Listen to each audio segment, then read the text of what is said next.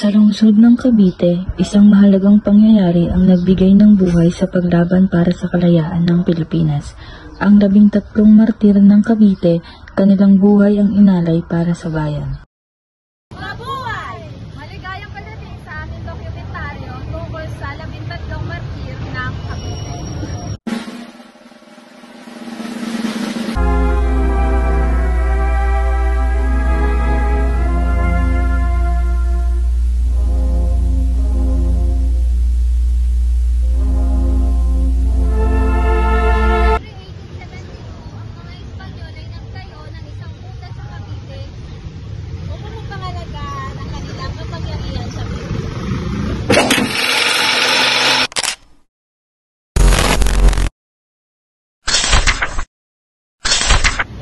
Tatlong martir ay binubuo ng mga kilalang Pilipino katulad din na Maximo Inocencio, Francisco Osorio, Jose Dizon, Andres Reyes, Mariano Dizon, Domingo Tabora, at saka Thomas Mas. Joaquin Pardo Tabera, Manuel Cruz, William Felipe, Ambrosio Rianzares Bautista, may Santo de los Reyes na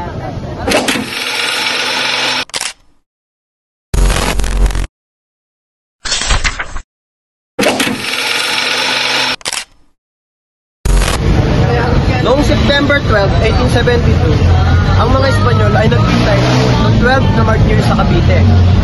Ang ikalabing tatlo na si Maximo Inocencio ay pinatay sa pamamagitan ng baril. Ang kanilang pag-aalay ay hindi nawala. Ang 13 martir ng Cavite ay naging inspirasyon ng mga Pilipino upang lumaban para sa kalayaan.